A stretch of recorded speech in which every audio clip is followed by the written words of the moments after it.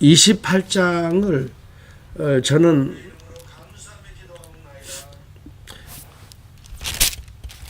(1절에서) 그 해답을 찾고자 합니다.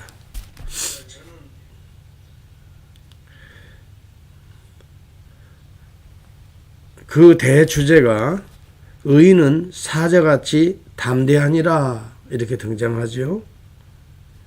여기 의인과 악인이 계속 대조가 됩니다. 오늘 여기 잠언이 거의가 대부분이 그래요. 시편도 마찬가지예요. 누구를 지칭해서 악인이고 누구를 지칭해서 의인이라고 하는 것이 아니라 의인은 여기 보면은 세 가지가 등장합니다. 첫째는 여호와를 경외하는 자를 의인이라고 말합니다. 둘째는 여호와의 율법을 준행하는 자를 의인이라고 합니다. 그리고 여기 마지막에 보면은 충성된 자를 의인이라고 하는 것입니다. 아무리 의인이라 하더라도 끝까지 충성하지 아니하고 곁길 가버리면 그건 의인이라고 볼 수 없습니다. 여기 특징은 의인의 특징은 첫째 여호와를 경외하는 자요, 또 여호와의 율법을 준행하는 자요, 그러므로 말미암아 끝까지 충성하는 자. 네. 오늘 이 본문을 가만히 보면은 누구를 상징하고 있을까요? 누구를 지칭하고 있을까요? 오늘 우리 주님을 바라보고 있는 겁니다. 우리 스스로는 의로운 자가 될 수가 없어요. 우리 주님이 의인입니다. 주님이 여호와를 경외하는 자, 여호와의 뜻을 받들기 위해서 여호와께서 아버지께서 보내신 자입니다. 기름 부어 보내신 자입니다. 그는 말씀이 육신이 되었다라고 은유적으로 표현합니다. 여호와의 율법을 그대로 지킬 뿐만이 아니라 그 율법을 완성하신 분입니다. 다 이루었다. 율법의 핵심은 그리스도의 사랑입니다. 하나님의 사랑입니다. 예. 그러나 죄로 말미암아 이러한 그리스도의 사랑이, 아버지의 사랑이 죄로 말미암아 막혀 있습니다. 그래서 이것을 담을 헐어버리고, 그래서 사랑은 알고 보면 공의입니다. 우리가 공의와 사랑을 사실 따로 보려고 하지만은 저는 성경을 보면서 따로 구분이 되지 않아요. 이원론적으로 보여지지가 않아요. 공의 곧 사랑이에요. 자식을 사랑하기 때문에 공의의 매를 드는 거예요. 잠언도 계속해서 그걸 이야기해 주고 있는 거예요. 공의가 있기 때문에 죄를 미워하는 거예요. 그래서 죄를 대속하시기 위하여 우리 주님이 이 땅에 오셔서 돌아가시는 거거든요. 그것이 참 사랑이에요. 예를 들어서 내 아들에게 진정으로 사랑하는 내 아들이 불의에 빠진다면 우리는 그 불의를 어떻게 해요? 씻어주기 위해서 내가 불의를 안고 태워버려야 되죠. 그리고 사랑하죠. 그게 진정한 사랑이죠. 누가 불의의 길을 가고 있어요. 그 길은 철길이에요. 그렇다면 그를 구원하기 위해서 그를 건져내고 던져내고 자기 자신이 어떻게 돼요? 희생이 되는 거 아니에요? 그런 자들을 의인이라고 말하잖아요. 예. 의사라고 말하고. 예. 여러분 여기 본문에 보면은 악인과 의인이 대조적으로 보이는 건 우리 주 예수 그리스도. 그는 끝까지 충성하신 분이세요. 그런데 오늘 다시 말하면 예수 그리스도 안에 있는 성도들을 의인이라고 또 말할 수가 있어요. 왜? 그리스도와 연합한 자들. 그들의 첫 번째 특징은 뭐예요? 사자같이 담대하니라. 예. 여러분 우리 주님은 사자같이 담대하신 분이었어요. 물론 외모나 여러분 육체의 몸을 입고 오신 그 상태를 말하는 게 아니에요. 사람은 외모를 보거니와 나 여호와는 중심을 본다. 우리 주님은 담대하신 분이셨죠. 네. 그런과 동시에 사람들에게는 온유하고 겸손하신 프라우스. 네. 하늘의 천군 천사를 명하여 다스릴 수 있는 담대한 분이죠. 그럼에도 불구하고 그러한 담대함을 사자보다 더 용맹스러움을 어디로 그 힘을 쓰셨나요? 우리를 사랑하는 일에, 죄악을 대속하는 일에 쓰셨단 말이죠. 이게 진정한 의미의 사자같이 담대한 거예요. 여기 성경에 보면 사자를 두 종류의 은유로 비유합니다. 하나는 악한 영의 역사를 사자같이 삼킬 자를 찾나니. 여러분, 사자가 담대함이 남을 찢고 물고 죽이는 일에도 사용할 수가 있어요. 베드로전서 5장 8절 9절에는 대적 마귀를 사자같이 담대하게 우리를 삼키려고 으르렁거리고 지금 주변에 숨어 있다. 그러므로 너희는 믿음을 가지고 이 사자를 물리쳐라. 여러분, 그런데 여기 좋은 의미로 또 사용돼요. 여기 의인은 사자같이 용맹스럽다, 담대하다. 여러분, 밀림의 왕자는 우리는 사자라고 말하잖아요.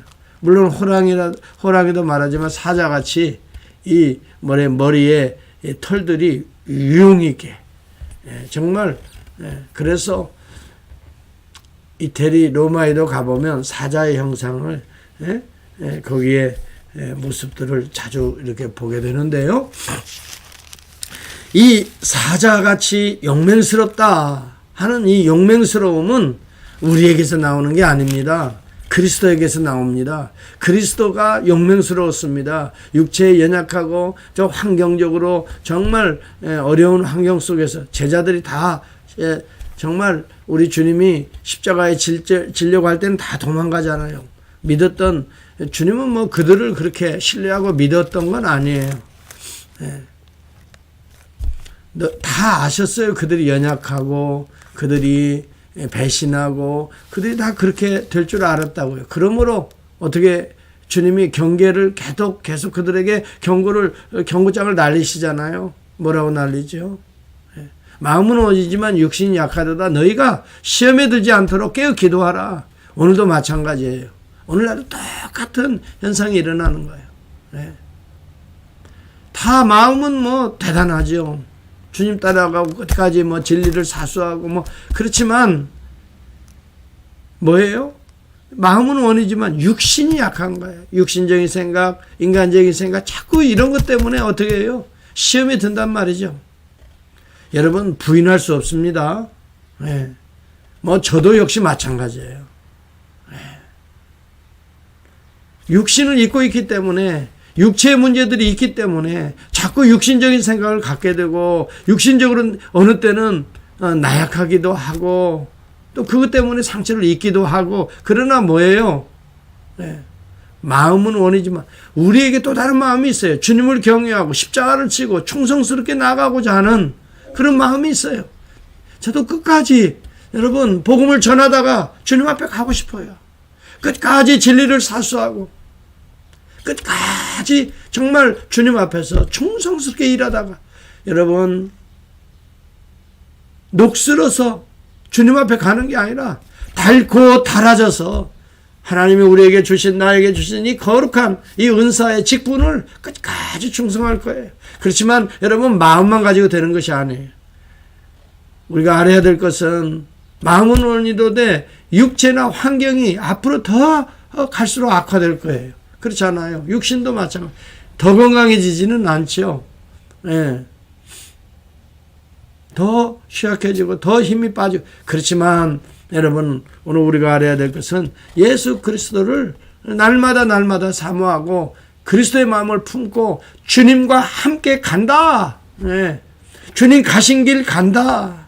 여러분 이 믿음을 가지고 여러분의 삶의 현장에서 적용할 수 있기를 바랍니다. 집안에서도 마찬가지예요. 주님의 길을 가야 돼요. 주님의 사랑과 공의가 있어야 돼요. 여러분 예배는 드릴 때는 아멘 하지만 집에 가서 보면 또 그냥 자기 생각, 자기의 얄팍한 그런 것 때문에 갈등이 일어나는 거 아니겠어요? 예수님이 어디가 있어요? 화장실에 버렸나? 쓰레기통에 버렸나?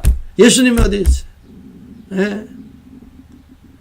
여러분 설거지를 해도 예수님이 하는 것처럼 하시고 밥을 지을 때도 주께서 주시는 능력으로 하는 것처럼 하고, 서로 남편과 아내가 대화하고 자녀들과 대화할 때도 하나님 아버지께서 하시는 것처럼, 주님께서 말씀하시는 것처럼 우리의 입술을 우리가 다스려야 된다 이 말이지요. 너희가 말을 할 때는 하나님께서 말씀하시는 것과 같이 하고, 너희가 무슨 일을 행할 때는 아버지께서 주시는 그 능력으로 행하는 것처럼 하라. 이것이 그리스도와 함께 연합된 의인의 모습, 담대한 사자 같은 모습이에요. 오늘 우리의 이 담대한 사자 같은 이 용맹스러움은 자기를 지키는 일에 쓰는 것이 아니고 주님을 내 안에서 지켜내는 일에 쓰는 거예요. 그래서 나의 이 정말 아까 말한 마귀 대적과 같은 이런 것들을 물리치는 일에,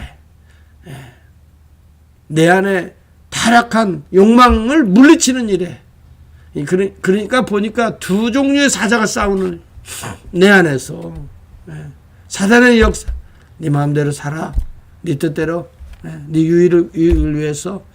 하나의 사자는 또 뭐예요? 예수님처럼 살아, 담대하게 살되 자신을 위해서가 아니라 희생하고 또 사랑하며 또 공의를 세우며. 여러분 여기 본문에도 보면 두 가지입니다. 사자같이 용맹스러워야 될 믿음의 사람들은 딱 성경에 보니까 두 가지를 지켜내는 거예요. 첫째는 진리를 지켜내야 돼요, 내 안에서. 그래서 여기 율법을 버리는 자는 악인을 칭찬하나 율법을 지키는 자는 악인을 대적한다 그랬어요.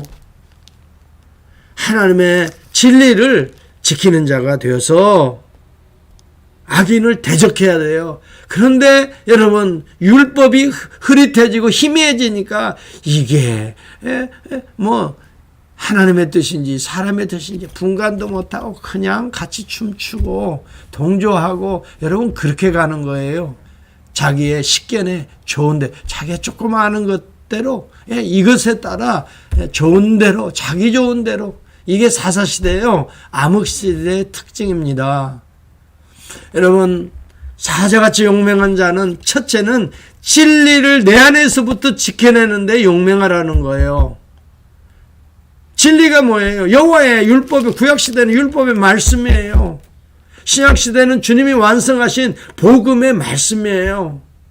사도들은 이 진리를 사수하는 일에 용맹스러웠습니다. 이제 우리가 주일마다 사도행전을 통해서 오늘 우리의 자신을, 우리 교회의 모습을 반추하며 정말 이 시대에 한 영혼들이 참된 교회로서 그리스도의 몸의 지체로서 몸을 세우는 일에 우리가 다시 한번 도전하고 있는데요. 정말 저는 제 자신에게도 기대가 돼요. 여러분 기도 많이 해주세요. 정말 우리의 남은 생에는 그리스도의 몸, 진리를 파수하고 진리를 세우는 일에 우리가 생명을 건다는 마음으로 지키는 일에, 여러분 여기 본문에 보면 그 다음 두 번째는요, 윤리예요. 진리가 바로 서 있는 사람은 윤리적으로도 악인과 손잡고 그런 길을 가는 게 아니에요. 자기의 얄팍한 유익을 위해서 그런 길 가는 게 아니에요. 진리가 바로 서 있는 사람은 윤리적으로도 청렴하고요. 돈이 그냥 여기도 보니까 일확천금을 꿈꾸는 자들은 아주 악인들의 모습이라고 말하잖아요. 어떻게 그런 복권이나 사서 당첨돼, 여러분 그런 생각조차도 나는 좀 불순해요. 왜 그런 마인드를 갖고 사나? 나에게 주어진 것이 작으면 작은 대로 감사하고 기뻐하고 나누고, 얼마나 멋있어요. 야, 그런 사람 속에 하나님의 평화와 그 기쁨, 하나님의 나라가 그 속에 지금 크고 있는 거예요. 여러분 심령이 큰 자가 될 수 있기를 축복합니다. 물질이 뭐 부자고 거부고 명예가 권세가 높아지고 이것은 사람이 가는 길이에요. 하나님이 보시는 길은 우리 마음의 부자, 가산이 없어도 서로 나누고 서로 돕고 정직한 의의 길을 가고. 여러분 오늘 저와 여러분이 정말 오늘 한 절 한 절을 묵상했으면 좋겠어요. 그러면서 크게 이 두 가지의 모습으로 한번 이것을 구분해 보세요. 첫째는 진리에 관한 부분을 이야기하는 부분은요, 진이라고 쓰고요. 윤리에 관해서 이야기하는 부분은요, 윤자라고 한번 써보세요. 진자하고 윤자하고. 그러면 1절에서부터 28절까지 진윤, 윤진, 진윤 계속 이어집니다. 진리가 서니까 윤리가 바로 됩니다. 윤리가 바로 되니까 경건의 힘이 나타납니다. 다시 또 사자같이 용맹스럽습니다. 이게 의인이 가는 길이에요. 그리고 여러분, 진리가 바로 서지 않으니까 율법을 버리게 되니까 악한 길로 빠져들어가서 이 유인하는 자를 따라가서 함정에 스스로 빠지게 되느니라. 그러나 성실한 자는 복을 받느니라. 이 성실한 자는 누구예요? 여호와를 경외하는 이 진리를 붙들고 사는 자는 복을 나중에는 받으리라. 예. 의인이 득이하면 영화가 있고 악인이 일어나면 사람이 숨느니라. 예. 이게 다 윤리적인 모습들이 어떻게 해요? 지금 현실에도 일어나잖아요. 의인이 나타나면 사람들이 모여요. 아, 정말 행복을 꿈꾸지요. 나라가 좀 더 크면 교회도 그렇고, 그 다음에 뭐예요? 나라도 그렇거든요. 근데 악인이 득세하면 사람들이 숨어요. 그렇잖아요. 피한단 말이에요. 이게 윤리적인 삶의 결과지요. 그런데 이게 어디서 나온다고요? 진리에서 나온단 말이에요. 의인, 악인 계속 나오지만, 악 나오지만요, 진, 윤으로 다 구분이 돼요. 저는 오늘 저와 여러분들이 먼저는 하나님의 진리의 대신, 말씀 대신 그리스도를 붙들고 그리스도와 같이 온유와 겸손한 마음으로 끝까지 성실하게 충성하는 그런 윤리적인 삶으로 진리를 또 입증하는 오늘 저와 여러분들 될 수 있기를